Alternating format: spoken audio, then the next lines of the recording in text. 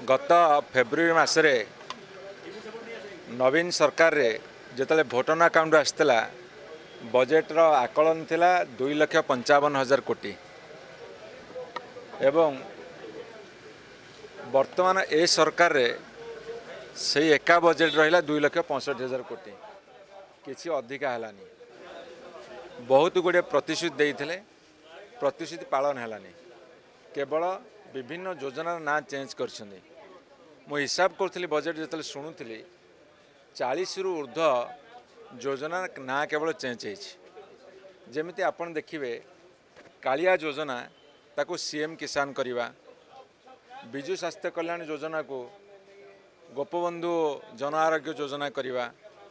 millet mission को श्री अन्न योजना करवा कि आपणकर आम ओडिशा नवीन ओडिशा को विकसित गाँ विकसित ओडिशा करवा विजु पक्काघर को अंत्योदय गृह योजना करवा आ सबू योजना मुख्यमंत्री नारे करदे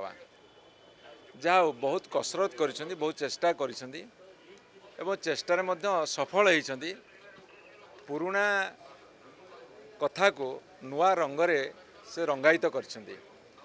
आउ गोटे बड़ कथा है से माने कही जे आमे 3,000 टंका लेखाए बुढ़ा बुढ़ी मान को भत्ता देव से कथा को अत्यंत चतुरता सहकारे से एड़े देइछंदी एवं आपण देखिए 300 यूनिट पर्यंत मागणा विद्युत जोड़ी विभिन्न सभारे से भाषण देइछंदी सेटा एथरे रिफ्लेक्ट होइनी तेणु ए बजेट रे केवल गोटे सुचिंतित उपाय सबू नवीन पट्टनायक कथा काम को केवल ना देकी चेंज करी आगू बढ़ी तांको धन्यवाद दौची